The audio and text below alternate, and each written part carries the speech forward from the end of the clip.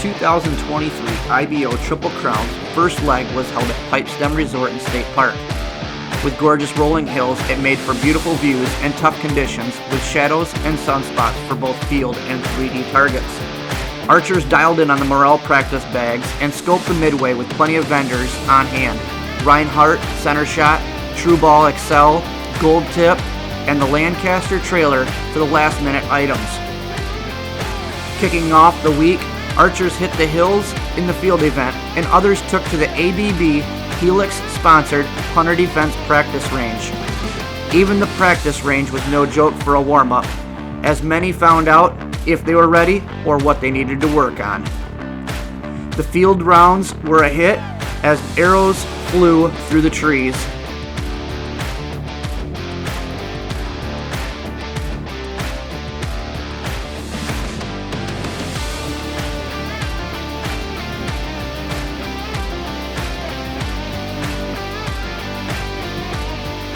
Saturday morning, the pros took to the course for their first round of scoring.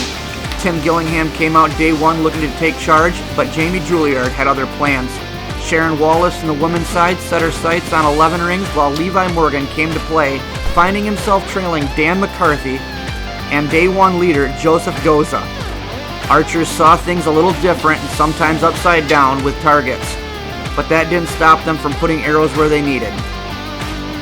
Kevin Dougherty led John Sailing 207 to 203 with matching 9 and 11 counts in PHC. These two would battle it out all the way to the finals. Day 2, the lead women's group would have a shakeup as Sharon and Emily both missed a target early. Erin continued to keep her foot down and found herself right in the hunt. Levi, Joseph, and Dan, as well as Braden Jones in the lead group, duke it out, as well as in the seniors and the Pro Hunter division. This brought us to the shootdown, and the fans got exactly what they came to see.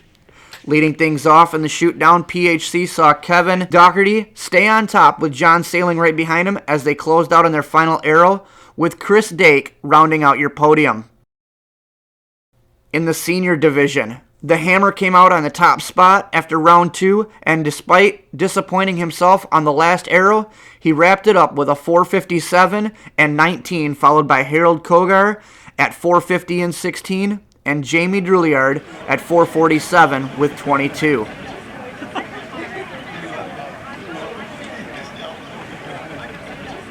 On the women's side, Matthews shooter Cara Kelly took to the top honors with a 399 and 14, followed by PSE's Sharon Wallace, Hoyt archery shooter Aaron McGladdery, Matthews' Emily McCarthy, and PSE's Melissa Kilburn to round out your pro women's shoot downfield.